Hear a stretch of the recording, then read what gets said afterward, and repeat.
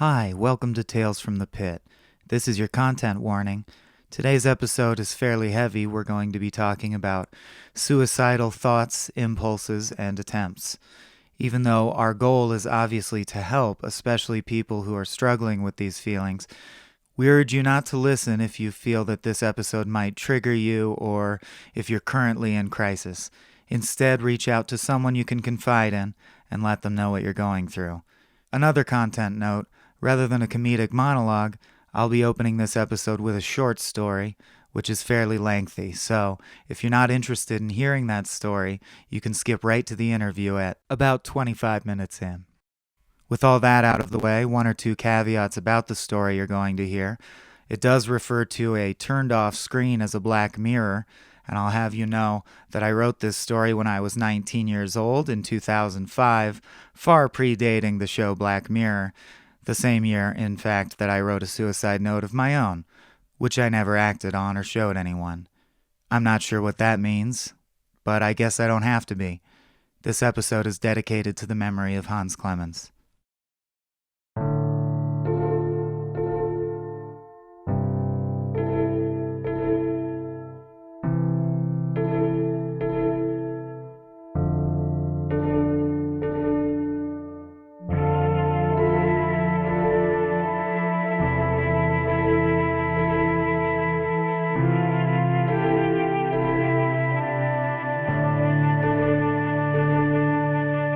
The end. Matthew scooped 2 lumps of cold orange deliciousness into a pair of ceramic bowls on the kitchen counter. The sherbet curled in his metal scoop, bowing before the distorted reflection of his face on the surface. It was a color not found in nature, but nonetheless inviting. He plopped the ice cream into small yolk-yellow bowls Bahati and Asha had given Jane and he as a wedding present. They were valuable. Real ceramic was hard to come by, and Matthew and Jane only used them on special occasions. Ice cream for breakfast? Jane stood on the threshold between the kitchen and bedroom, wearing a black silk robe that made her an ink stain on the paper whiteness of their apartment. "It's the end of the universe," he said, pushing her bowl to the edge of the faux granite counter. "I don't think anyone will mind." Jane stepped down into their sunken living area, felt the grass floor embrace her. The light in the apartment was pale yellow, a simulated dawn that flowed out of a million microscopic filaments embedded in the walls. The stool in front of the kitchen counter sank ever so slightly into the grass as Jane sat. She laid a hand on her swollen belly. It felt silk and black. "I smell eggs," she said, and all the thoughts of life and death she had ever thought before blossomed in her head and stomped off down a dark jungle path. Matthew made an affirmative noise around the ice cream-filled spoon in his mouth. He took the spoon out. "Delicious," he said. Then, "Yep, eggs and ice cream." He looked at Jane and smiled without his eyes, so that she could tell he was only smiling to get her to smile. So she smiled. Well, they ate. They finished the chess game they had left saved the night before. Little animated pieces moved about at their commands, hovering above the countertop. "Your move," Jane would say, taking a bite of her omelet and dipping it in sherbet. "You're losing it," she would say, and Matthew would believe her. He'd get worked up and make stupid mistakes, feeling embarrassed and jealous about the whole thing. Jane won, and Matthew insisted on another game. She won that, too. Matthew switched the chessboard off. Jane's stomach was fuller than ever. The baby now shared residence with 2 helpings of orange sherbet and a decent, though slightly burnt, machaca omelet. She felt it kick a little in protest or thanks. She and Matthew sat in front of the vid screen in the living room. It was turned off, a black mirror. The light in the room was phasing into a clear daylight, and the temperature raised accordingly, melting the carton of ice cream that Matthew hadn't bothered to put back in the freezer. He had his arm around his wife and ran his long fingers through her wavy hair. "I love you," he said, and she said that she loved him too. "Do you want to open the windows?" he asked. He didn't want to, but felt as if he should. It was the thing to see, after all. "I don't know," she said. "I kind of like the sun." Matthew kissed her on the cheek, relieved. "Do you want me to turn on the vid screen?" "Why? Think there'll be anything on?" "Don't know." "Probably not," she said. Then she laughed, for no reason other than that she wanted to hear a laugh today, and she worried she may not get another opportunity. Matthew forced a chuckle too, pressed the contact that turned the vidscreen on. "That's not why I laughed," said Jane. "You didn't have to do it." "It's all right," he said. "I wanted to. I'm kind of freaking out." "Don't freak out," said Jane. She draped herself over him and laid her head on his shoulder, as if to smother the flame of his rising panic. There was nothing on. Every channel was a blank feed, broadcasting only their radioactive green DNS numbers, a foot high on a black background. Matthew switched it off again. Jane stood and flexed her lower back. She had dull pains, as she always had in the morning. The baby had caused innumerable inconveniences like that. Morning sickness, headaches, incontinence, the inability to bend at the waist. All that, thought Jane, and she would never get to meet the little person inside of her. All she would ever know of her child was what she knew of it now, that it was alive and hungry, that it wanted to be. That was enough, she decided, having no other choice. Matthew had donned his work outfit that day, a pair of khaki slacks, a blindingly white button-up shirt, and bare feet. He habitually wore almost the same outfit every day, even though he now worked from a home office. It was the one ritual he'd allowed himself to cling to and keep intact, despite the coming change. Smiling, with his eyes this time, Matthew wrapped his long arms around Jane and ran fists up and down the small of her back, rubbing out the kinks wherever he found them. "Where does it hurt?" he said, and Jane could very distinctly smell the morning's breakfast on his breath and his familiar scent beneath. "Everywhere." "Oh," he cooed, "I'm sorry." He hugged her, and she let herself fall against his chest. Matthew was a systems administrator for the station. He took a great deal of pleasure in his job, which consisted of blocking, routing, and rerouting mighty data streams as they rocketed back and forth through the mainframe. At his workstation, Matthew enjoyed a music collection that spanned thousands of years and an equal number of artists, both human and AI. Every inch of the embedded circuitry which controlled the lighting, temperature, humidity, and atmospheric composition of Matthew and Jane's apartment had been modded, tweaked, and perfected by him over the course of 3 years. He was a handyman and a homebody. Matthew saw his life as being made up of an infinite number of equally important details, all snugly fit together to form a whole picture, like pieces in a jigsaw puzzle. In his puzzle, there were only 2 pieces that were bigger than the others. One was in his arms, and the other was waiting patiently outside the window.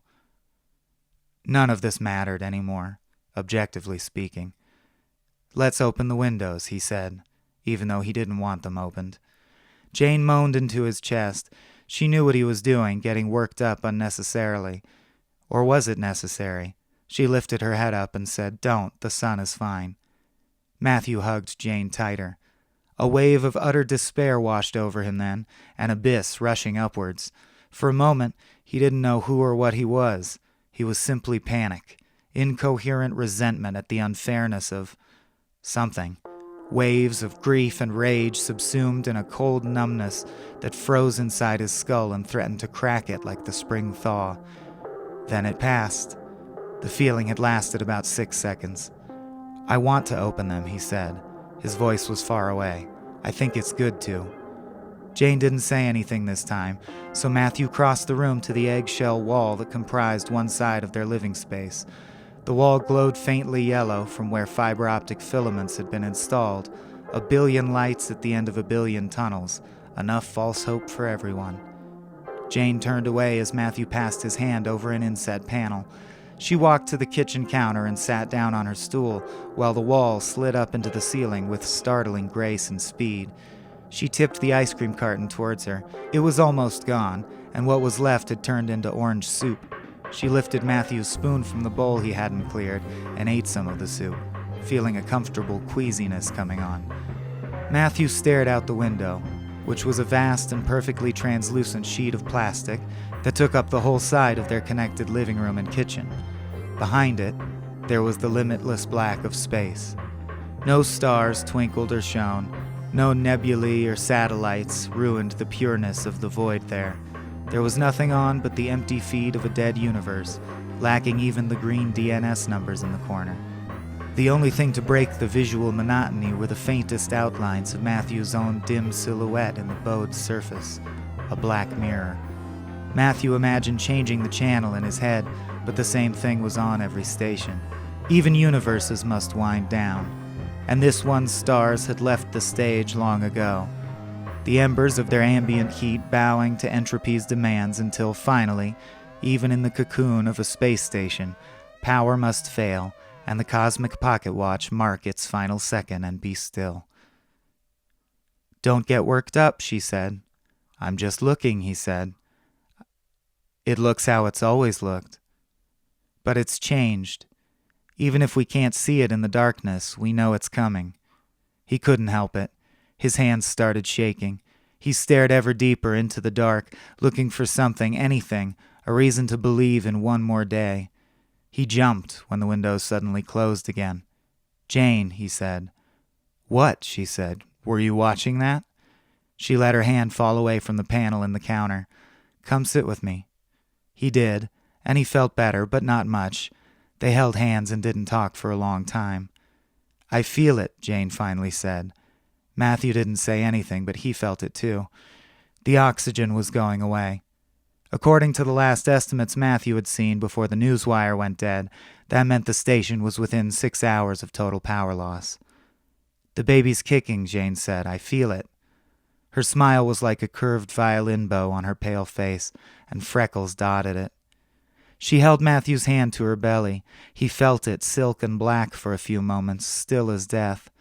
Then a kick, a little struggling sign of life within the darkness. He smiled, too, into the deep well of her eyes. "Any ice cream left?" he asked, knowing the answer.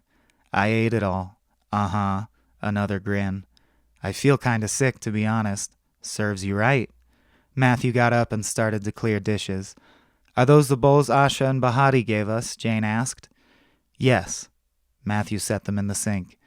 The sound of the stone hitting the metal basin reminded him that these were real ceramic.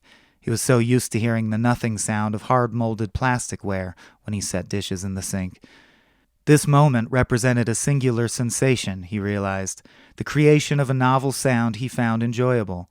It was a little thing, but he would not have had the experience if he had accepted Bahati's invitation from a week before. And even after the universe ended, that satisfying clink will have occurred, and he and Jane will have been there to experience the stimuli. That was something. Bahati had been a friend of Matthew's, another sysadmin who worked in the same office. He and his wife Asha had been over for dinner many times, and they often attended station functions together. Bahati was a large, scowling man with chiseled features and a honeyed voice. Asha, a slip of a girl, with coarse black hair and painted black fingernails that she had a habit of tapping on countertops. Asha was sterile. Sterility was an exceedingly rare condition on the station, but a 1 in a million genetic defect, coupled with a 1 in a billion screening malfunction on the part of onboard maternity computers, had allowed Asha to come into the world without the puzzle pieces required to make offspring. She and Bahati never adopted, and never talked too much about it.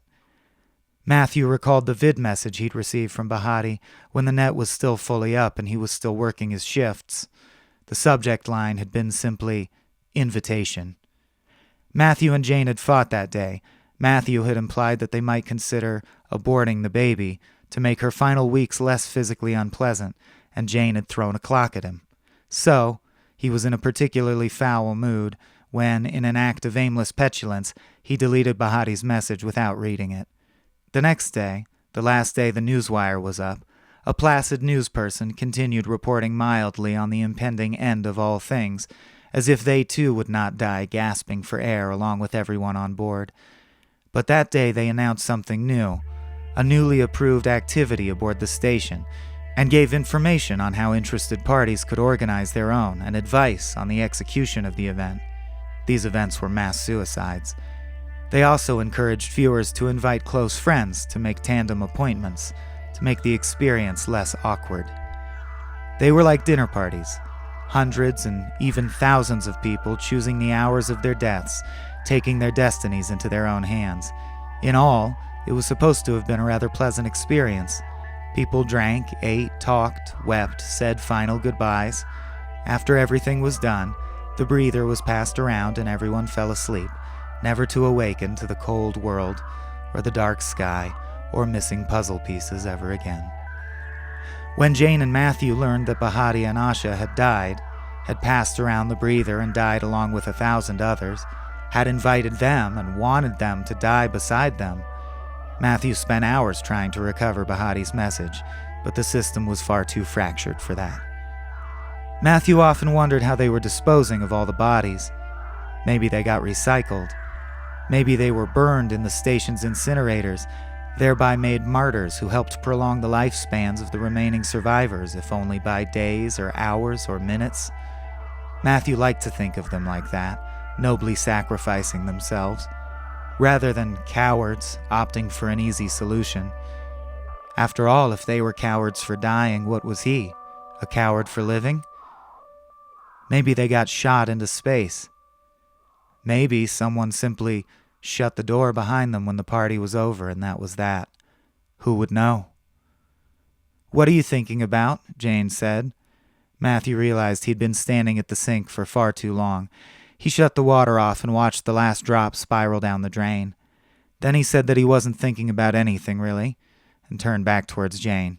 He had to catch himself on the edge of the countertop as the floor suddenly tilted away from him. "Careful!" Jane got up to help him, but he waved her off. "Don't," he said. "I'm fine. Sit down. Just a little lightheaded." Jane walked over to Matthew and took his hand in hers. "Come on," she said, leading him to the living room. They sat together in the grass, a black and a white chess piece on a field of green. They passed the time talking, keeping one another updated on the progress of their faintness. Occasionally, Jane would put Matthew's hand on her stomach so he could feel the baby kicking. Matthew's breathing became shorter after a few hours. He breathed like a bulldozer digs, taking in big, shallow gulps of air. Jane hadn't let go of his hand, but he could see that her eyes were closing. She was drowsy. It was that vision of his wife slowly falling asleep that finally set Matthew off. Somewhere in his brain, the purely biological part of him finally understood what was about to happen. He was going to die. Jane was going to die. He knew it like an animal knows it, and he had no choice but to give in to the falling feeling, the adrenaline that courses and offers nothing but sure knowledge that you are nothing, come to nothing. It pounded in his veins. Without anything to fight and with nowhere to run, he just held Jane tighter. Every inch of his body, every muscle and nerve told him that the inevitable wasn't inevitable, and he ignored it. Epinephrine sank into his gut and grew dull and sick. He held his breath until the urge to vomit passed, then forced himself to take one long, slow breath. To Matthew's surprise, tears ran down his face when he let the air out. "Shh," he heard Jane say. She was stroking the back of his head, and her head was against his chest now. He wondered how long he had been gasping. "How are you so much better at this?" he said. It was an attempt at a joke, but his voice was broken by gasps and sobs. He wailed, shook, held her like a rosary, praying to his goddess of chess and silk and love and ice cream and babies and life to take this despair away. "Shh, sweetheart." Her voice was a foghorn sounding across an endless midnight ocean. He tried to open his eyes and find her, but black shapes like ink dropped in water intruded into his view. "I can't see you," he said frantically. "I can't see you." "It's okay," she said. "You've seen me enough. I'm right here." Her words were whispers. He felt her lace her fingers together at the back of his neck. He felt her belly touching his. "I've got you. I'm scared too. Let's be strong. Help me be strong." There was no kicking from within her anymore. The life growing inside Jane had gone still. "The baby stopped," he whispered.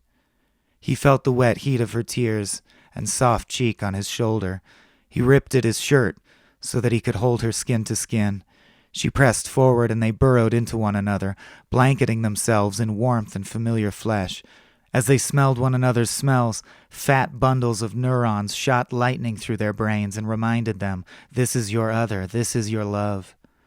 "I know," she said, tightening her grip around him. She stopped a while ago. "She?" Matthew whispered. By the time they had known Jane was pregnant, the medical bay had already been decommissioned as an energy-saving measure. They had had many long talks about what sex the baby might have been while lying in their bed amidst the cool blue light of a perfectly simulated twilight. "It's the end of the universe," said Jane. "I don't think anyone will mind if I guess." I miss her already, he said. He cradled Jane as she keened for the death of their child, and despite it all, he found his strength rising a bit in the moment of her weakness. An emergency reserve only her pain could have roused in him. He did what he thought he could not do, and was strong for her. He comforted his goddess, who was so much braver than he. He closed his eyes, pictured every exquisite detail of her face as clearly as he could. I can hear your heart, said Jane. She waited for her moans to stop before she went on. It was worth it anyway, she said. That's what Matthew thought she said. His hearing was becoming less trustworthy. A shrill ringing echoed in his ears. I'm not sorry, he thought she said. So he said, me neither. His breaths had become short and ragged again by the time Jane's grip on his neck loosened, relaxed, and released. She collapsed into him with her full weight, and he let himself fall back onto the grass with her on top. She was dead now. He would be soon. The time in between would be very difficult, but he would have to experience it anyway. Those were the rules. Jane was still warm, and he loved her so much. It seemed terribly unfair of him to be bigger than her, to have lived just a minute longer. He hated himself for it. At that moment, the moment he knew that his wife had become entropy, Matthew felt as if he were made less than weightless, ripped from his body. Skimming across the ceiling of the room, a part of the electrical systems now, he looked down on the two of them locked together, the puzzle on the floor. He watched from above with unclouded vision as Matthew lifted Jane from him and carried her to the living room wall. He saw his own shaking and suffocating body collapse against that wall and run its hand over the embedded panel there. The window opened without a sound. Matthew returned to his body then, pulled air into himself with detached habit, and leaned against the glass. He stared through the ink black of his failing eyes at the silk black beyond the wall. His hand was on her belly. She was still warm, still warm. As no one watched, Matthew spent the last moments of his life scratching, hammering, clawing at that black window. He moaned a violent despair at the bottomless pit. He fought and raged without knowing why. He kicked at the glass again and again, knowing that if he could just break through, could ride out to meet death, complete the puzzle and get a good look at it, capture the final piece without it capturing him. He heard again, loud inside his chest cavity, echoing, the words that Jane had said when she died. She'd answered the only question that a living thing in pain and despair, who has paid too high a cost, cares to know the answer to. She had said that it was worth it. Matthew chose to believe her in that moment. It was the first true act of faith in his life. So he had hope, or maybe he was delusional, as he kicked and kicked and kicked at the glass. There was no one left to decide which was which, or if there was a difference in the end. With his final breath, he kicked again at the staggering darkness.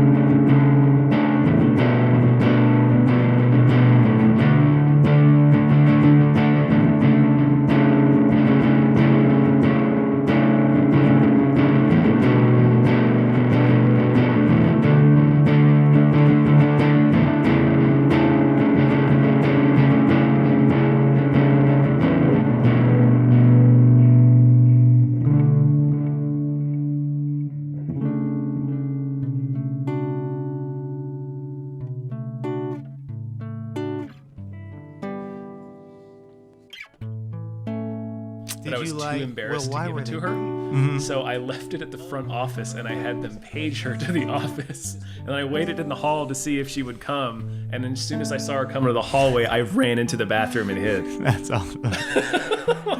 I had the same thing and I gave it to the girl and I lived to regret it. So just so you feel better.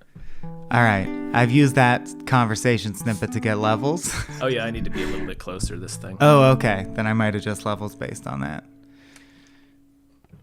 I made an elaborate in ceramics class. I made an elaborate like dragon death mask. Go on. And I gave it to a girl on a first date, and it turned out to be the worst first date ever, which I'll use on Rough Stuff at some point. Oh yeah, I've got a good one for that. But too. like it involved like racist homeless people harassing her, and me like just being like I'm not involved, like cowardly. It involved like a play in a 99-seat theater where I had constant diarrhea, and I had to like keep excusing myself. Somebody has told me this story. Yeah, it's either okay. you or Abe. I can't remember. It's gotta. Yeah, well, he knows. I've heard like echoes of the story, but not like the full. But the worst part that I've never actually told anyone is I gave her this dragon mask, and then I like at school I was like, I need that shit back. I'm so proud of it, and she was like, you don't know where I live, and you're never getting back. It's really good, and I want it. You bitch.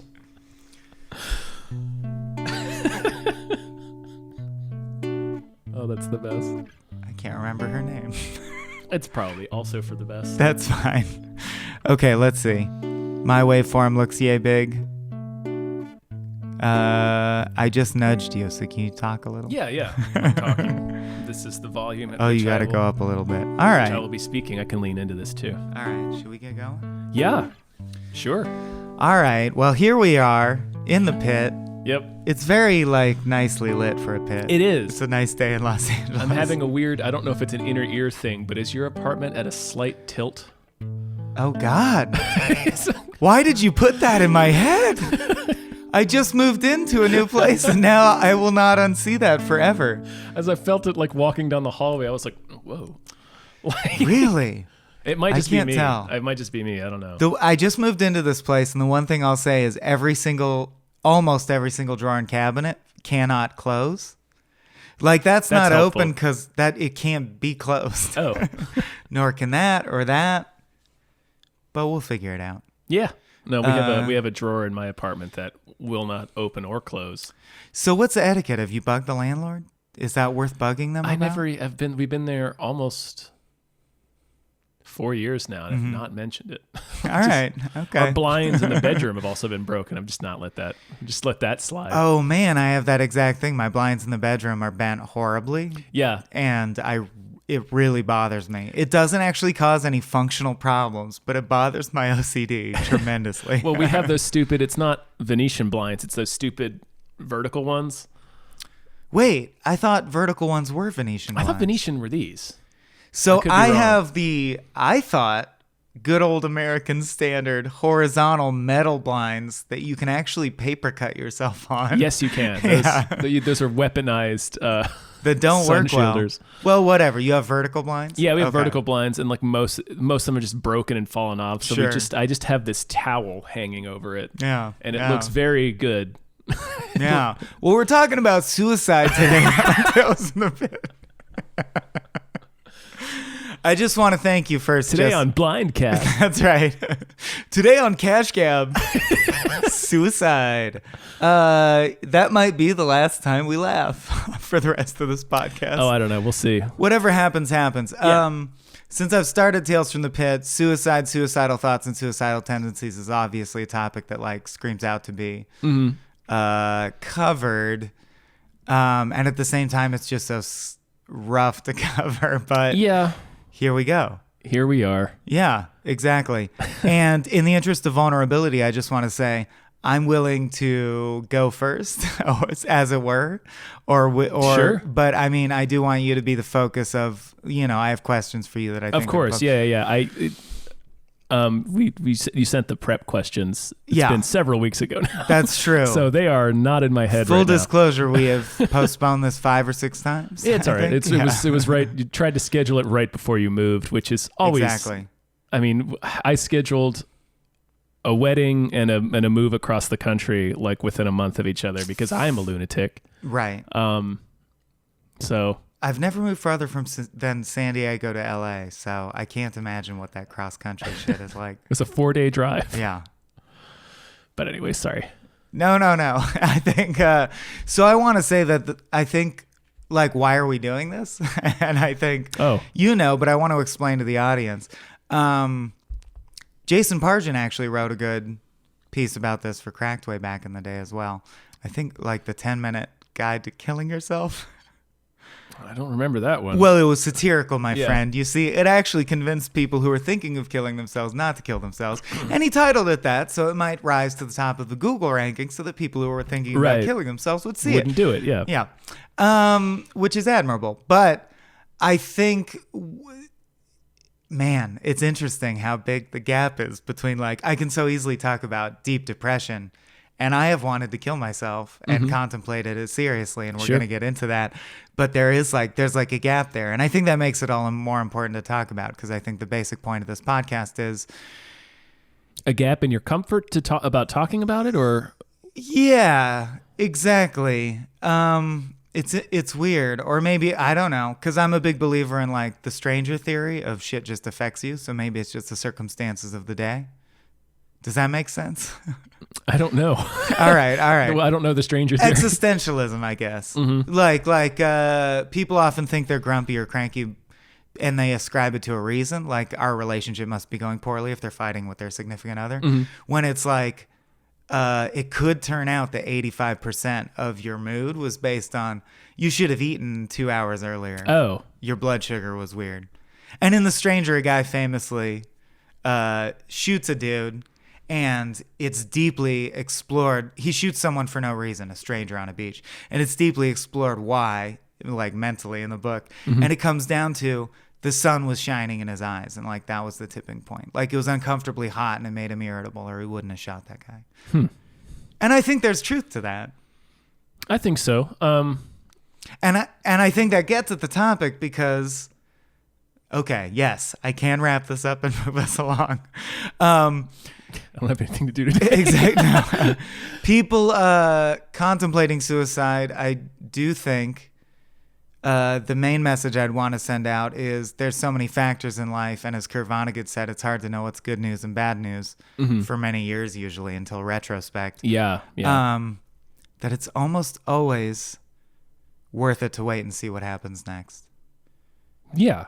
And I believe that 90% of the time that I'm alive, and then 10% I'm having troubles. Right, yeah, exactly. Yeah, so you talk for a while, if that's all right. Me? Yeah.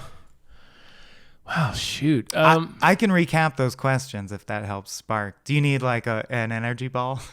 Maybe, yeah. To get going? Okay, well, I'll say I've described one of the key questions that I always ask in this podcast of guests is how depression feels to you, because I'm trying to find out if it's different from person to person. I gotcha. Okay, that's a great place to start. Mine started pretty young. Probably, definitely by 10. Because it was like 3rd, 4th grade. And it was a way, like it's weird. I decided to be depressed almost because it was like a way to keep it was a way to like push myself, but at the same time lower my expectations so that failure wouldn't get to me. Okay. If that makes sense. So like, I was a little nerdy kid. Common theme on this podcast. Yeah. And among all the people we know. Yeah, exactly. So I would at that point in my life, my thing was being smart. Like that was my identity. It's like, oh, you're the smart one. Yeah. And I don't know that it's something that I wanted. It's just something that was sort of pushed on me, I guess. 'Cause like, by peers or your parents? By my parents, like my family. Okay. My family would like notice, oh, you're good at books and shit. Academics, so, yeah. So you're the smart one. So that was like, okay, well, that's going to be who I am. But at the same time, I was like partway through elementary school, I got terrible at being social. Like I wasn't when I was a younger, like a little kid. I was pretty good at being social. And then about 3rd grade, I got like crazy overweight, and I stayed that way for a long time until like high school. And so I really socially self-conscious about things. So it like leaned even harder into the I am the smart guy thing, because that's where I figured my worth was. And then so far our lives are identical. I noticed that. Yeah. Weird. Listening, like weirdly identical. Yeah, listening to other podcasts of yours, I'm like, this is very similar to my journey. So I sort of developed this pessimism. I consciously developed it so that I would not be disappointed when things didn't go right, because I was trying to not have my feelings hurt. And the irony is, of course, is that when you do that to yourself, your feelings are hurt all the time. Okay, because I was actually, I had a strong impulse to jump in and ask, does that work? 'Cause I didn't do that.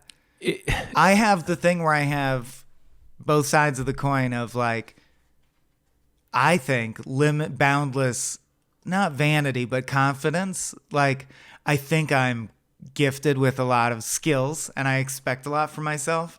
And then it totally oscillates like a switch between like, and you're not living up to that, so fuck you. And I have no coping mechanism for that. And it seems like you use the coping mechanism of lowering your expectations. Yeah. And did that work? Because I should try that. I don't know. Okay. Marina has to constantly remind me to do this because whatever use I got out of this has long since outlasted its usefulness. Right. So like Marina has to remind me to actually like enjoy when things go well, because this mentality is so ingrained in me that I don't like. I could never imagine experiencing things the way that you just described it, where it's like this like elevated vanity and like I have so many skills. It's like anytime something goes well for me, I feel like that the imposter thing where it's like, oh, I got lucky and they're gonna find out that I'm not really good at this. Like I feel that half the time and then intense self-loathing the other half of the time. Yeah. I've chosen like a rockier ride. I don't know. So anyway, I sort of developed that on purpose, and it was just constantly beating myself down in a way to like push me to do better.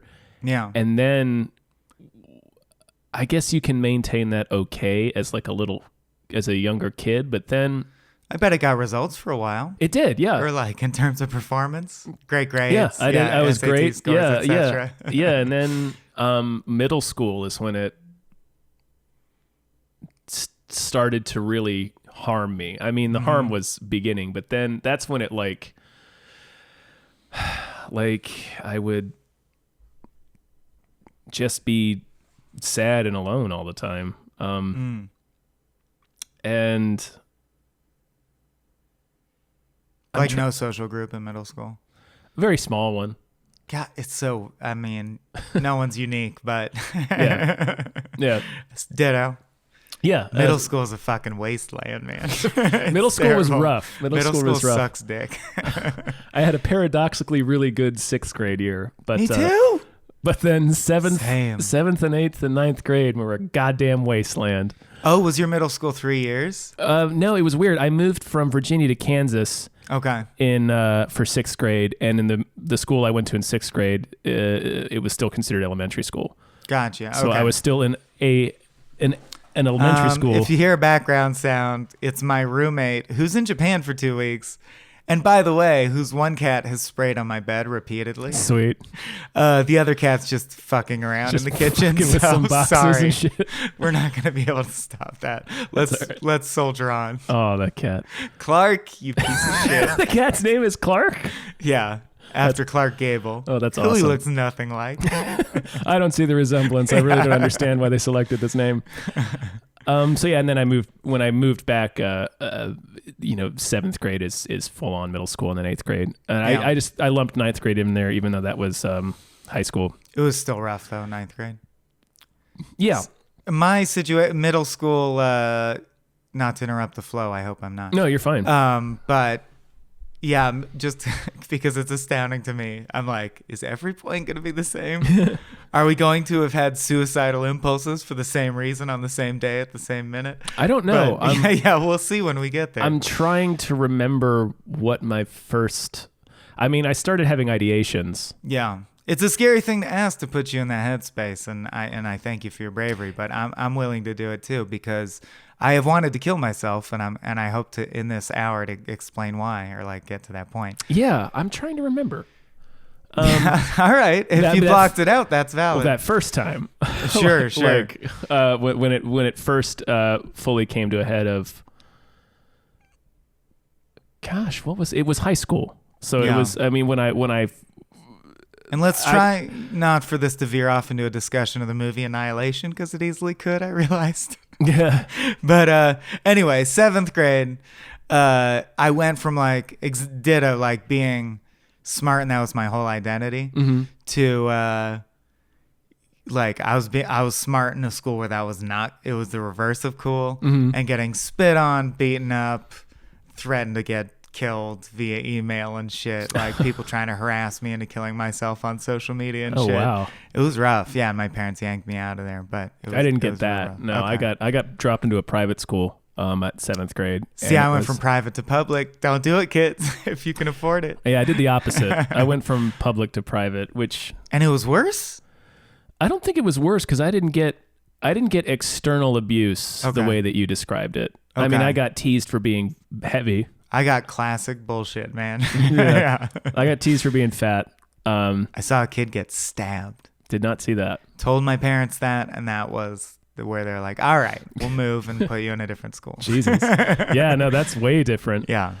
No, it was just the standard teasing and stuff like that, but sure. It was hard to get dropped into a situation where it's already like it's hard for me to talk to people in a way that doesn't make me seem like an alien. Man, I didn't think of the trying to access this memory would be this difficult. Yeah, man. I'm really searching. I get it. And don't worry about it, because it's like that's the point of the show.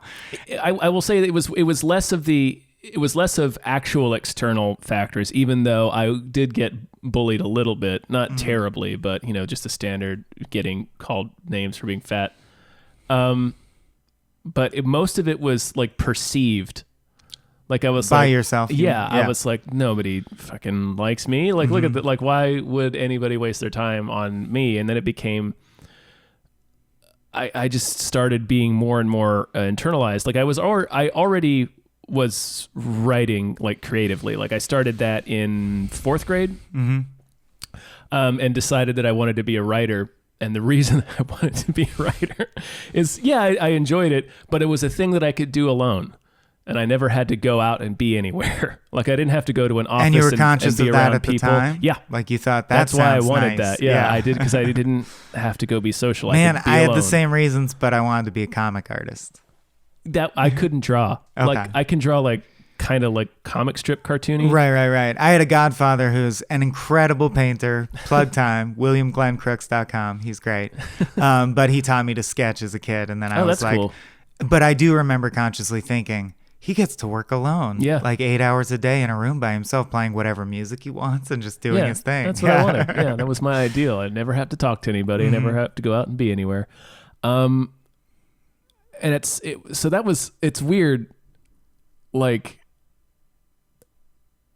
I developed like being funny or whatever as like a social mechanism. Yeah. It was like, this is how I can make friends. Classic. Yeah. And it was never something that I spent a lot of time thinking about. Like I didn't write funny. Like I wrote funny sometimes, but like I didn't sit there and write jokes and stuff. Can I ask, dealing with people socially, did it manifest as a depression or more anxiety? Anxiety. Okay. And then depression. Just to compare notes, because I still do this too. It starts with anxiety, and then it becomes depression afterward when you're evaluating the interaction. Why can't I deal with a simple situation? Yeah. Yeah, and then do you have? Sorry to interrupt. No, it's all right. Because I do. Yeah. Like I'm only asking these things because I do or did. Actually, I feel like in the last 2 to 3 years, I've conquered this aspect. But before then, up until the age of 30, easily. I had intense anxiety bordering on panic attack, dealing with anyone ever, talking to anyone ever, close friends exempted, but like a transaction at a store is also very high anxiety. Yeah.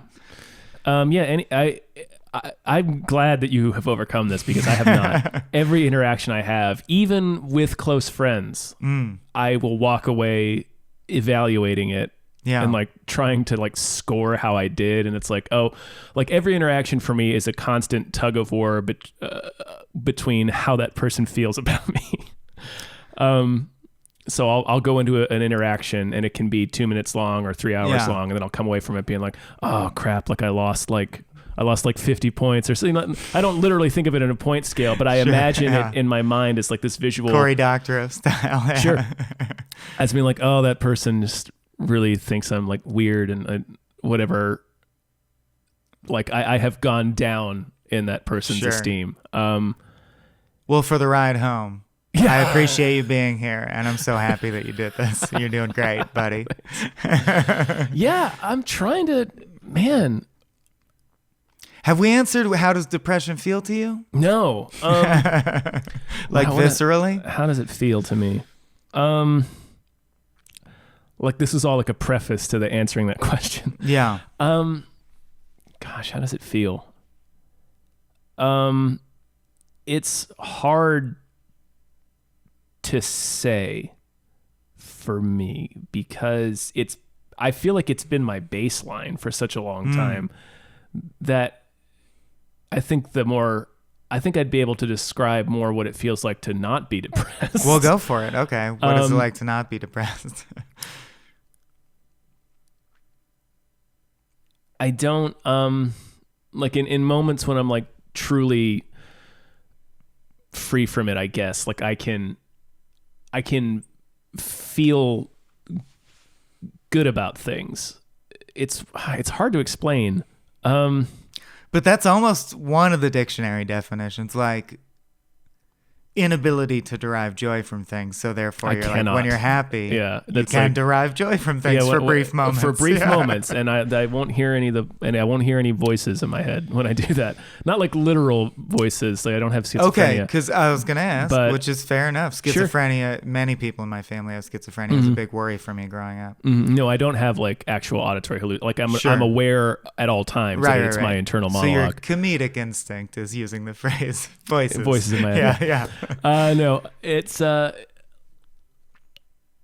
I won't hear. There's always that voice.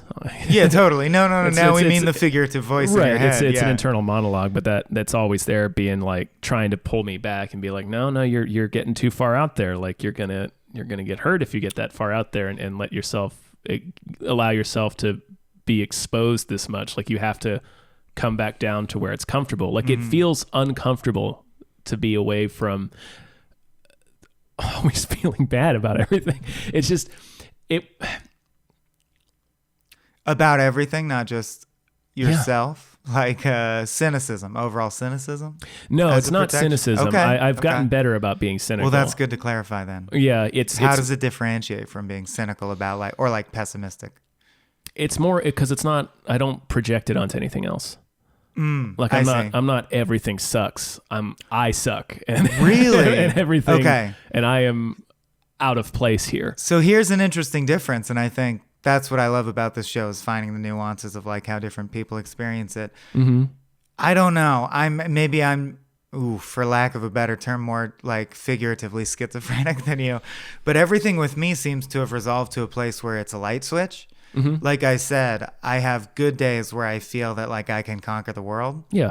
Maybe I'm on the spectrum for bipolarism. I don't know. You might. Have you been tested? No, never. And I have days where I feel like I cannot do anything right and I'm a piece of shit and I should probably just do everyone a favor and get out of here. And everyone hates me, blah, blah, blah. And then you were also sorry, I was distracted by you drinking your Diet Pepsi, which is like my fault, not yours. Sure. But what was the topic right before that? You were talking about how it's like a light switch for you. Oh yeah, and cynicism and pessimism. Exactly. I'm more pessimism. Well, you were saying you don't project it onto other things. You project it mostly on yourself. Yeah. And I project it on myself and equally upon everything, which is why I do eventually want to do an episode with my girlfriend Jen about living with someone with depression, or at least living with me, I guess, because my thing is like, I'm not always depressed. I have good days and bad days. And then when I am depressed, it's projected on everything. Oh. Like if my girlfriend has the bad fortune of talking to me about anything, I'll go like, Yeah. No, you're right. Someone should check the mail. I feel like you're asking me to check the mail is super controlling, and we should probably just break up. like whatever is in front of me, I think it sucks. Does that make sense? Yeah. I understand. And that's highly dangerous, and it's hard to be around. Yeah. So like as I've grown, I've had to learn to, all I can do is strengthen that voice that goes, you're doing that thing right now. Yeah. Like the step back voice. That's like to be self-aware. That's the muscle I try to strengthen. Because then there's shit I can do. There's pills I can take. Or if that doesn't work, I can go like, you got to go away for a while. Like you're turning into a werewolf. Yeah, exactly. Chain me up in this room. No matter what I say. Do not give me Prozac. I don't care if I scream or beg. Is this a Tex Avery cartoon? Yeah. Okay. Yes. Does that leave words in your brain to say? I think. Go for it. Yeah. So it just feels. It's weirdly. What's dangerous about it is it feels comforting to me because I've had it for so long. Like I feel exposed. I feel vulnerable when I'm not depressed. Mm-hmm. Strangely. I do go back. I'll have days when I'm like, I have the manic energy definitely, where it's like I can do 100 things today and I'll get them all done. And then there's other days where it's like I can't do anything, I can't move, and there's no desire to do anything. Yeah, motivational. Like Marino comes, why don't you watch something or why don't you play a game or something? It's like I literally don't feel like anything. Like I don't want to do anything. Yep. Yeah. I want to sit here in the dark. You're like, because I would derive the same amount of joy from watching that movie as I would from doing nothing. It doesn't matter what's in front of me right now. It's weird. It's like an armor that's killing me. Like episode title. Yeah. But it was a way to guard me from feeling a lot of things when I was a kid and then in high school, because there was some family stuff, not super dramatic, but I mean we had my parents get divorced when I was younger, and then we had new step parents, and my ditto yeah, my mom and my brother had a lot of problems during that time. Like he was really. And they still haven't really totally healed. So my mom was kind of, I don't know. We're half an hour in. We've discovered the first difference in our lives at all. Like, this is it. Nope. My brother and my mom are fine.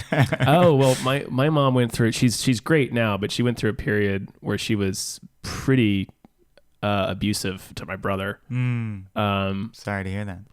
Yeah. And he still has. But not to you? No, because I stayed a quiet relationship between them. Okay. Yeah, John really was angry about the divorce, and I was so young that I just accepted it. Stayed out of the way. Yeah, I think I was 6. Like I was really the only reason I cried when my parents told us they were getting a divorce was because I saw my brother crying, and I was like, oh, that's how I react. Like I was so young that it was just like, all right, like my brother and I were pleased because they had been fighting so much in an escalating way that it seemed like it couldn't go on. I got you. And how old were you?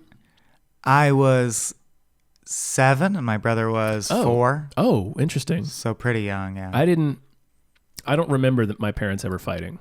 Gotcha. So they hid it pretty well. From me, anyway. Did you enjoy your parents being divorced, or did you view that as I was so young that I don't really remember what it was like to have them normal? Together. Yeah. I also thought it was normal and kind of cool. Like I enjoyed it. And then my dad got remarried as well, and we had a lot of issues with my stepmother. And I mean, like recently, within the last 5 or 7 years, it was maybe about 10 years ago, but I went through like a 3-year period where I didn't speak to my dad. Oh, okay. At all. Yeah. Like he almost was not invited to my wedding. Oh boy. So that's kind of, I mean, that's related to my depression, where it's just like, I stop having time, or I can cut people out kind of scarily easily.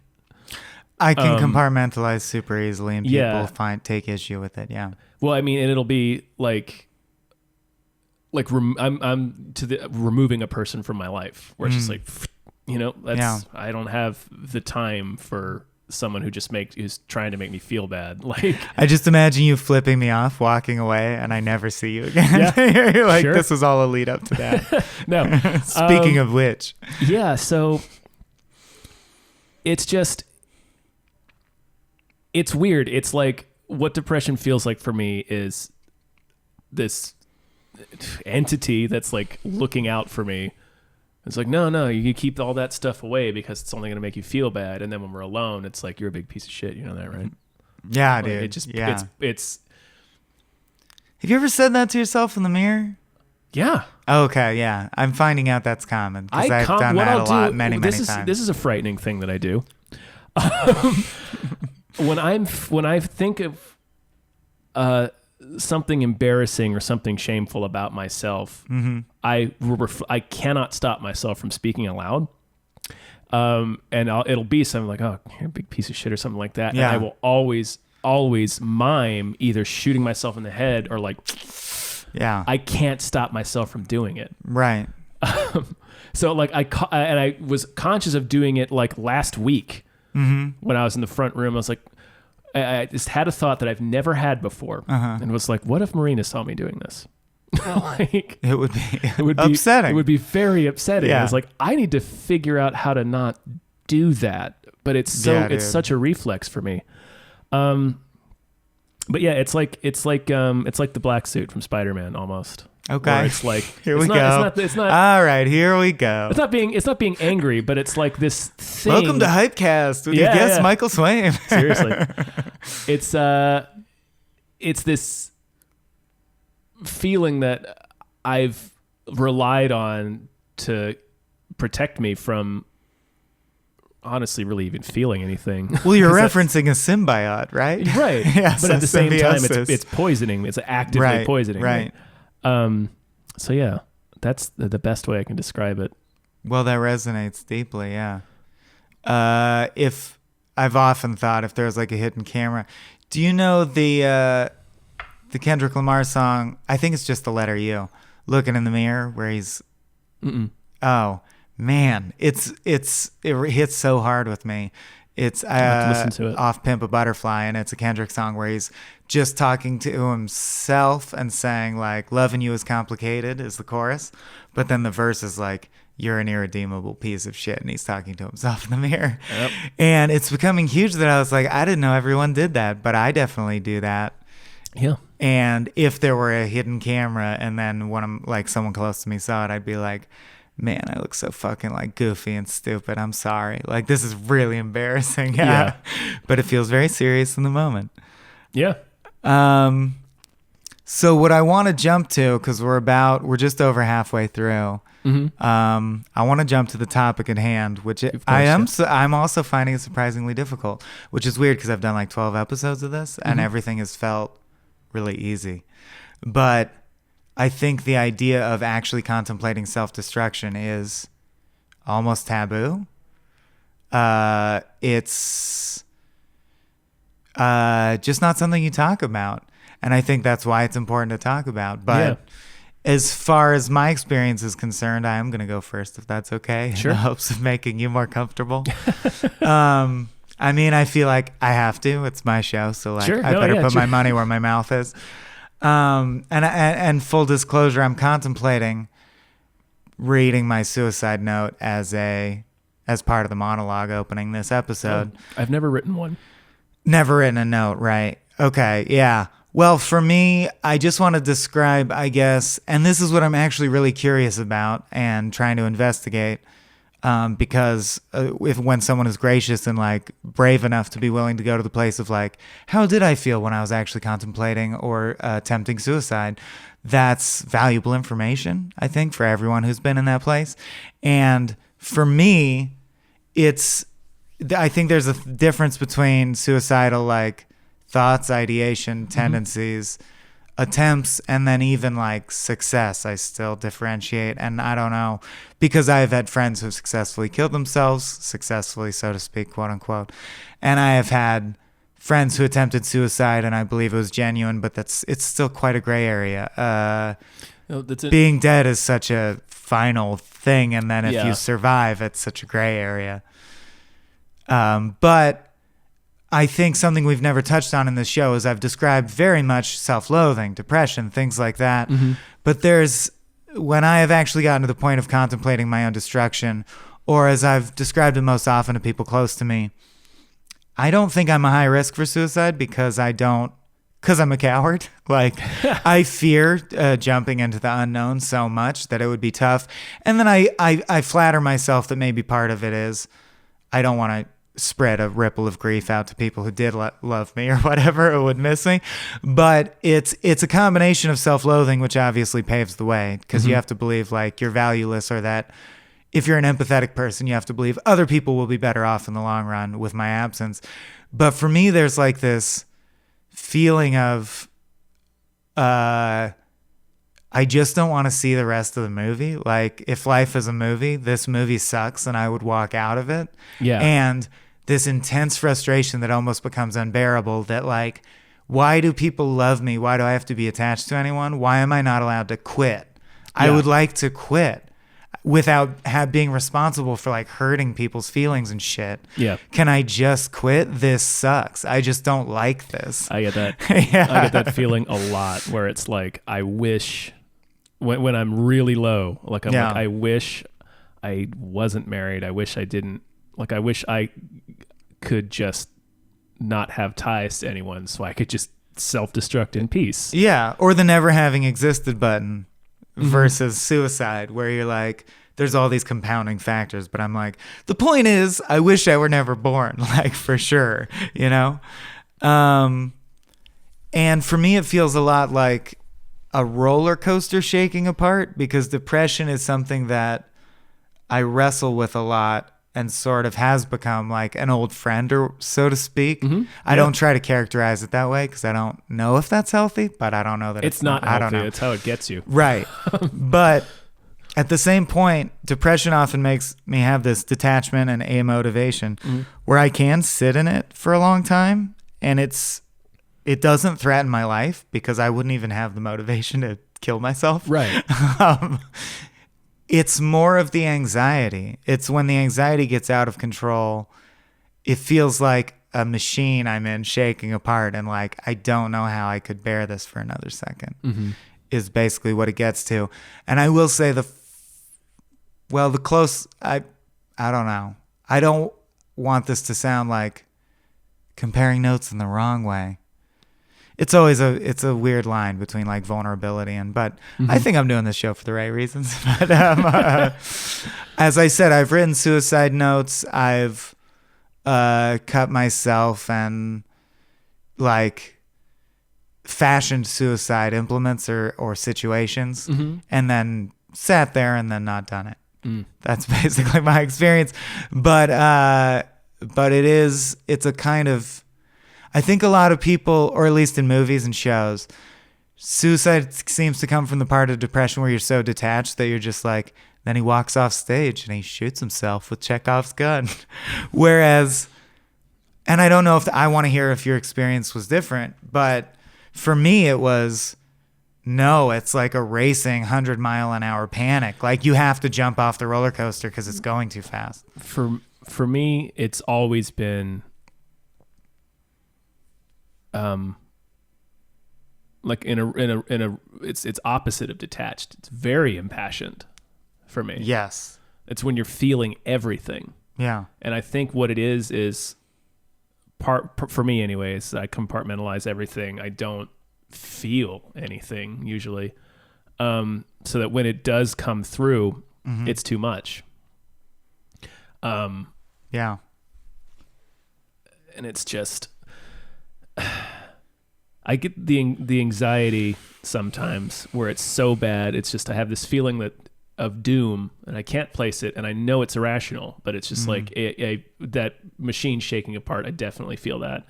I've not been in any time that I've attempted, that hasn't been the mood that I'm in, but I have experienced that mood many, many times where it's just like, I feel like this whole thing is going to fly apart. Like, how could I continue to exist? Yeah. You feel like you're going to dissolve. Yeah. Yeah. Gosh, yeah. For me, it's been, I've never written a note.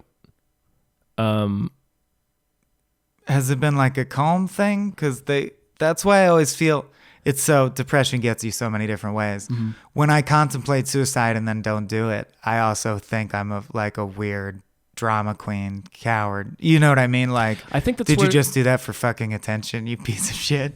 Well, that's when I started. That's when I started really getting into self-harm. Mm-hmm. Like cutting and hitting myself and strangling myself.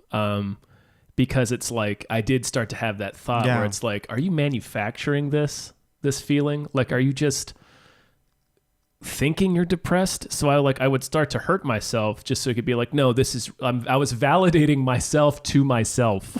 Like, where it was like, you're really experiencing this. And what's crazy is you could never know, like philosophers could argue infinitely about what's the difference between... Right, where it's like, no, he's not crazy. He's just pretending to be crazy. Are you pretending to be depressed? Or are you depressed? Right. Yeah. Well, I feel depressed in every way. Right. But that feeling is psychosomatic. Well, what does that mean at this point? Yeah. I don't. You hit yourself in the head? Where do you hit yourself? Everywhere.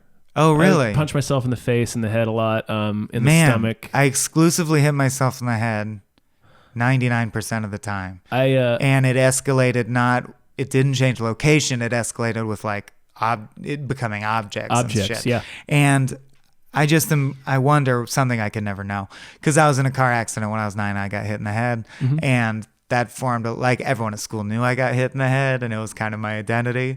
And I'm like, is that why I'm hitting myself in the head? I don't know what that means, but whatever. I mean, my head's stapled back together from a car accident. But I was already fucked before that. So... I don't know if it's the head or not. I had experienced panic attacks before, but deep depression was after. However, I have no way of confirming or denying. I don't know what because depression does run in my family also. What were we talking about? Strangling ourselves and shit. I've done the belt thing. Did you destroy shit you were proud of? Oh, yeah. Yeah, that sucks. I threw away... I miss my drawing portfolios from when I thought I'd be a comic artist. I ruined them all. I had a box of Christmas ornaments from my Oma, my grandmother, who has passed, and I threw them all away. The stuff like she had made and whatnot. That was during my first real suicide attempt. I threw all that stuff away. I did extensive research on the internet to figure out how much of a particular thing I needed to take before it would kill me. Mm-hmm. And I took it. Yeah. And it didn't work. Sure. Yeah. It just didn't work. Substances affect different people different ways. This is the same thing happened to Kurt Vonnegut. Oh, cool. That's the narrative of, I've probably 4 real attempts. Okay. And I think 3 of them just didn't work. That implies that there are non-real attempts. And what does that mean? And when you say that? It implies that it's non-real. Well, I've never had a gun. Okay. But I've tried hanging myself. Right. And it just didn't work? It just didn't. Like, I mean, I passed out. Yeah. But I guess I just didn't get the angle right. Okay. Well, congratulations. Well, yeah, it's, you did tie a belt to a door. Woke up. Sit down. Yeah. To someone finding you or no, alone? Nobody found me. You just woke up and you're like, that didn't work? I was like, well, shit. Yeah. There's a Seinfeld bit where he talks about that, where it's like, well, why do you stop? Like, people who attempt suicide and then just never again. It's like, well, why did you stop? Because there's one more thing you stink at. My brain jumped there, and I would argue that the reason is because. But tell me if I'm wrong, or in your case, if you happen to fail at hanging yourself and you wake up, perhaps some of the like chemical profile that was in your brain has went down. had time to had time to balance out. And that's like the message I want to thunder through to people who might be currently considering killing themselves is that I don't philosophically, I'm not against every case of deciding to kill yourself. I'm honestly not. But in most cases, I think people listening to this, especially considering our demographics and shit, will be facing what we faced, which is acute moments of panic where you think you can't handle this. So you need to kill yourself. And for better or worse, I don't know what it means, but 2 hours later, you might not want to kill yourself. So think about that while you're thinking about killing yourself. Yeah, please do. I was instantly, because when you take a bunch of pills or whatever to try to kill yourself, it doesn't happen immediately. So after I did that, I was immediately sorry, but not. But then, like, I didn't induce vomiting or go to the hospital. I didn't go to the hospital. Right. I didn't induce vomiting. I just accepted my decision, but I was immediately very, very upset and very. I regretted it the instant I did it. Interesting. And luckily, it didn't work. But yeah, and I mean, I've been. I can definitely echo what you said, that for me it always, like, the depression is constant, but the suicidal ideation leading into the actual attempt, it's always a moment, and the moment passes. And I mean, it's an ongoing battle with me. Like, I was it last year? Might have been I think it was 2016. It was while we were all still at Cracked that I was. We'll bleep that. Sure. So we were all still working together. No, I just don't like contractions in the podcast. We'll bleep "were" or replace it with "we are." It's more formal. Oh, sure. Yeah. I was committed to the hospital here in Los Angeles for several days. Oh, okay. I feel bad that I wasn't close enough to you to know that. Sorry. That's all right. It's okay. Yeah, and that was pretty recent, and it was because I was trying to kill myself. Yeah. Marina called an ambulance, and the cops came instead. It was a pretty brutal experience. Like, I got handcuffed to a wheelchair, and they just left me sitting in the hospital for like 3 hours before anyone came to check on me. And then they moved me to a bed to which I was also handcuffed, and then put in the psych ward for several days. And that's the most miserable place I've ever been. Not helpful? Not at all. Do you therapy? Yeah, sometimes. Oh, just sometimes? Okay. Sometimes. Man, I love therapy. Yeah. Got to keep it up. I have a problem with being honest with my therapists. Yeah, I feel that. It's really strange. Sure. It's really strange. Like, I go in there wanting to, I'll be like, I'm going to tell them all these different problems. Because they're a stranger and that's their job, and is to hear whatever. Yeah. I always pull back. Interesting. I think that's probably resonating with a lot of listeners too. Yeah. I wish I knew why I did that. I think it's shame and like embarrassment, and also it comes from that social transaction mentality where it's like, I want everybody to like me, and it's like, no, this person's job is literally not dependent on whether or not they like you. Yeah. Like, but there's a caveman background to that. Like, obviously survival is totally based on the social order. And like you were saying at the beginning of the podcast, losing or gaining 50 points with someone. Yeah. I think everyone has a different amount of development of this gland, but there's some like intangible gland that tells you, like, it's important if X amount of people believe in me, then I will like rise to the top, because reality is just based, at least human societal reality is just based on whatever everyone agrees to. If everyone agrees Napoleon should be the thing, then he's the thing or whatever. Yeah.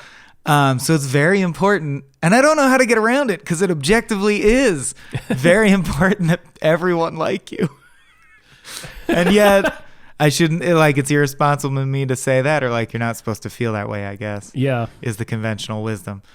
But I do feel like, I mean, my girlfriend is a social worker, And I would say if two things characterize her clients, who are people who are in very dire situations, young people, it's usually three things. The first and foremost being they were just fucked from the outside because of the cards they were dealt. And I don't want to minimize that. Yeah. But because of those circumstances, it's cultivated lack of impulse control because you feel like you got to get it while you can because the future has not been reliable to you. And then also the most recent suicidal impulse I have had was very different than an attempt or like the idea of I've been really sick lately, and it could be like I need my gallbladder out. It could be IBS. It could be colitis, something like that. Sure. And we're looking into it. But as a result, I've been just throwing up constantly and like horrible, painful experiences. And I was actually throwing up recently, weeping, praying to the God that I don't believe exists to please let me choke on my vomit this time and die. Like, I was legitimately like, this needs to be done now. Yeah. But again, just an acute moment, and then you're out. I think that's important to point out repeatedly.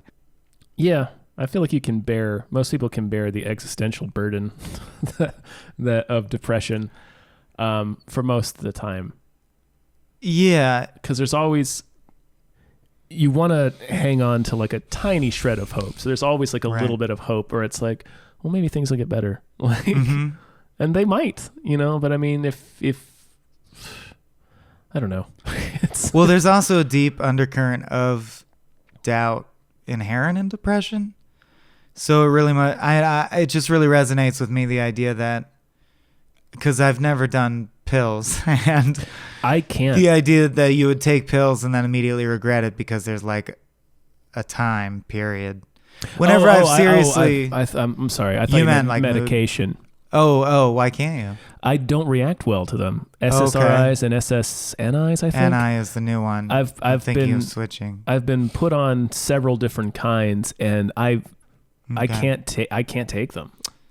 Like weird side effects and shit. A lot of them like give me like psychotic episodes. Oh shit, yeah. Where I get like crazy paranoid and like I do start having like audio and visual hallucinations. And wow, I didn't have that, but I had kind of body hallucinations. I switched to I forget which one. Wellbutrin gave me terrible nightmares. But Wellbutrin fucked me up too, yeah. I switched awesome nightmares that I want to adapt into screenplays, but every night like 5 horrible nightmares.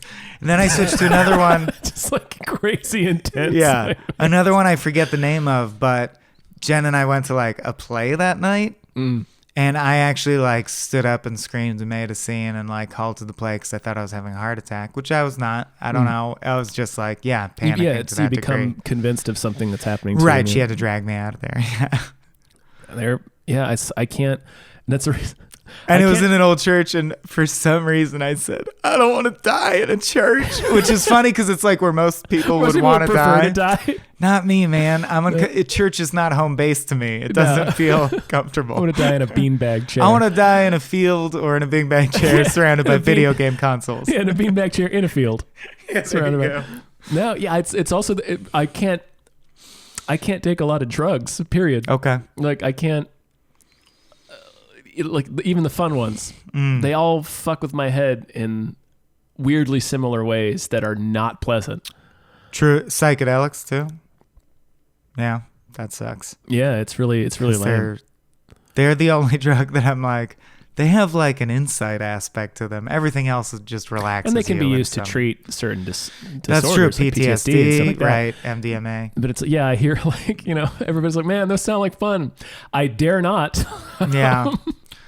It was a calculated risk the first time I took acid because my cousin, who is schizophrenic, his experience of it was he took acid at like 18, 19 and then described it as, well, that was it. I just never came down from the acid. The hallucinations continued forever for the rest of my life. And that fucking sucks. Yeah. And yet I took acid. Because my friends were all taking acid and it seemed like the thing to do. Yeah, you're like, Let that sink in. I'm going to throw those dice. I rolled those dice. And I'm glad it worked out, but that's still crazy that I did it. I'm sorry I interrupted you with that. No. We're all over the place. It's a sprawling topic. Yeah. You were talking about you've never done drugs, but you were talking about taking pills. I've never done drugs. Yeah, you said... That doesn't sound like me. No, you said I've never done pills, I think is what you said. Right. Well, I did want to ask before the podcast wraps up, certainly. Do you have the thing where... One of the hardest things to me is so many people that I admire who seem like they've figured it out killed themselves. Yeah. Like, who am I to think I'm smarter than Kurt Vonnegut, my favorite author, who attempted to kill himself and wrote in one of his last books that he estimates that 13% of people have lives worth living and 87% should have killed themselves. Like, who am I to Pretty question bleak. him, right? Well, they're all... I mean, we're all broken people in some way. And I think... Except Soren Bowie. Except for fucking Soren. See previous episode. Yeah. All about how he's fine. And fuck that guy. Just skateboarding through life. Yep. Nothing fucking touches that guy. No, this is, it's a recurring observation in so many different people who talk about depression and the arts and stuff, but like creative people are often broken in the same way. I think all of us miserable bastards. So I think if you're in the top 5% of being able to make jokes, there's like a reason, and it's usually bad. It's like you had to survive. Yeah. It's always, just super dark. Yeah. So I don't think you can, like Kurt Vonnegut, I've not read, but like... Any? Mm-mm. Not a word? Not a word. All right, moving on. But like, you can be really great author, but still be like I don't agree with that. Like, I don't think he was definitely not emotionally healthy. So right. You have to understand that not everyone is emotionally healthy. And it's like, just because this person put out this output that I think is incredible and then killed themselves, it doesn't mean that you also have to do that to make your output worth anything. Yeah. So that's a false equivalence. Although I do think my mom made a good point recently is that I hope they're not still, because I was taught the bell jar in high school. Were you?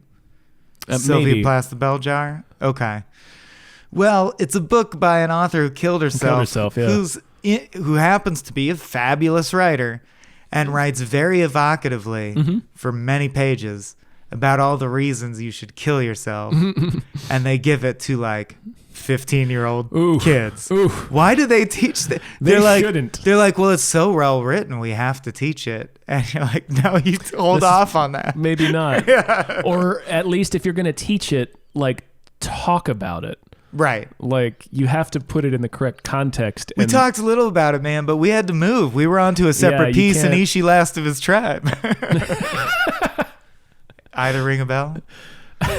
No? Separate piece sucks ass. No, I didn't read any of that stuff. Okay. What were your high school books? Man, they were super basic, like Les Miserables. Didn't read it. No, that's longer than what we read. Ender's Game. We didn't read Ender's Game. I read Ender's Game in 2008 in a day to impress this girl that I had just started dating, is Marina. I'm sorry. And did it work? Hey Marina, check how fast I can read. I read Ender's Game, well, because she really liked the book and she gave me the book to read, so I read it in a fucking day because I'm a hopeless loser. No, that's cute. And I wanted to impress her. The only book I've ever read in a day was Fear and Loathing in Las Vegas. Don't know why. Not sure why I did that. It's also the only day I ever skipped school. Like a teacher gave it to me in first period, and I was so engrossed, I just walked out to the field and sat in the dugout and read it all day. When my depression got real bad in 11th, 12th grade, and then also my rebellion got real bad. Or real good. Real good, yeah. I leaned super hard. Rebellion's good to some degree, I think. Yeah. I leaned really hard into like punk rock and stuff, and I just didn't give a shit about anything. I walked out of school so many times. Sure. Oh, really? I would just walk out. Even though you had great social anxiety? Because my thing was the same fear that made me scared when I was like ordering a burrito over the counter made me terrified of being in trouble with any kind of authority figure. I hit this nihilism that persists to this day, and I think that's why. Well, it's real. I know now that authority figures have no real power and are just humans who are broken and bullshit. But it took me to like 25 to realize that. it abruptly clicked for me that I was like a teacher yelling at me. I was like, what the fuck can you do to me? Like, it just clicked. You're like, in the grand scheme of things, you're a junior high teacher. You've failed in life in some ways. Well, it was just, Oh, so man, no offense to those out there. Yeah. I just stopped caring, and I wound up getting a lot of time. Some of that might be good for rough stuff. I don't know. Totally. You got to save your ammunition. But, and I mean, that sort of, I think that nihilism, where it's like nothing, the only things that matter are the stuff that you allow to matter, because like you said, everything is based on what people come together and agree is true. So it's a construct, and it's like, well, none of this can actually touch me unless I decide to allow it to. And that's helped me in some ways and harmed me in a lot of other ways. Like, I think it's a reason why I've had problems. I've had problems with drinking. And I think it's more, I don't know. I mean, it's you would still call it alcoholism, but it's like, it's less about, I'm not addicted to alcohol so much as I'm addicted to oblivion, like non-existence. And it's a way to just. The Tom Cruise movie, right? Yeah. Yeah. It's a way to just drink and watch the Tom Cruise movie Oblivion. Yeah, Oblivion. No, I like not existing. Yeah. And so much. Then it's tough that psychedelics don't work for you. I know. That's good for that. Yeah, it's. I have another friend which is so crazy because it's just the opposite of everything I understand about acid. The first time he took acid, we were all on a beach, and everyone was like, "Oh, I'm starting to feel it. Do you feel it?" And he immediately punched that person in the face. Like, it made him insane aggressive, and people had to hold him down and shit until it wore off. Yeah. But yeah, I totally get what you're saying. Yeah. No. Let me ask though, to challenge both of us, because I have a girlfriend I love very much and plan to marry and do all the shit with if she'll have me. Do all the shit. If that's your baseline is the nihilism, why pursue a relationship with Marina? Like, if you can't derive joy, right? You see where I'm going with this. How did you end up with someone that you wanted to marry? It's a hard question to answer. Because, I mean... Well, I guess, when you think back on the love that you share, there were, like, moments, right? Yeah. So, I guess what I'm getting at is, you do derive joy at certain moments, or why would you be married to someone? Of course, Does that make sense? Yeah. And I know you know that. I just want it to be said for the record, I guess. Yeah, no, definitely. And I mean, that's a whole other conversation. Well, I'm going to do an episode with Jennifer about what is it like to live with someone who's depressed and wants to kill themselves when she doesn't. So yeah, it's tough. We have, I think I can't speak for her, but I think there's a bit of codependency in our marriage. Sure. Okay. And also Marina's chronically ill. Right. So, I don't know, but yeah, I mean, there are lots of moments of joy with her. You hear that, kids? That's really what I wanted to get at. Yeah. And it's man. Does it serve as a counterexample to your nihilism? Do you find it as serving as a bar to those thoughts sometimes? Yeah. Because as attractive as non-existence can feel, it's like, well, if you're present, then look at all this stuff that you get to have, and it's like, I mean, it's being depressed is being constantly at war with yourself, at least for me, where it's like I have my normal kind of shroud that's, always, quote unquote, protecting me from getting hurt just by being sad all the time. It's like, well, if you're sad all the time, then you can't you have your feelings hurt, but then, there's the other part where it's like, well, no, look at all the objectively good things in your life that make you happy or would like to make you happy if you would allow them to. Yeah, exactly. So I'm constantly fighting those two mentalities, and I always fall back into depression. Always, always, always. And it's a real bummer. Well, never say always. Well, you gotta keep working. Exactly.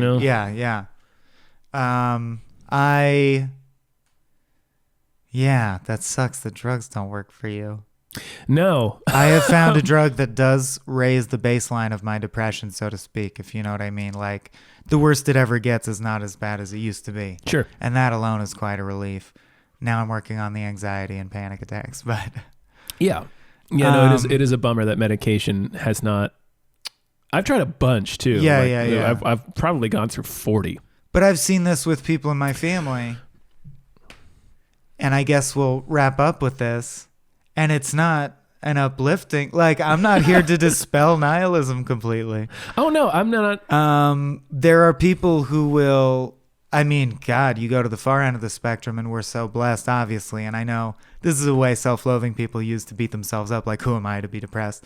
There are people who are born and their whole life is just torment and being used, and then they die at age 8 or whatever. Yeah, exactly. So let's not go there, I guess. But I would also say, there are people who grapple with depression their entire lives. I may very well be one of them. I feel like I'm making progress sometimes. Sometimes I feel like I'm backsliding. Yeah. But I still think, and this is more, I guess this is like the PSA disclaimer, but I really mean it. Every time I've wanted to, I've wished for oblivion or annihilation, I've survived it. And in retrospect, I have been firmly aware that I'm glad that I didn't give in fully to the impulse, or in the case that I actually did somewhat give in to the impulse, it didn't work out and I survived. Yeah. So yeah, hear that. I'm the same. I'm the same.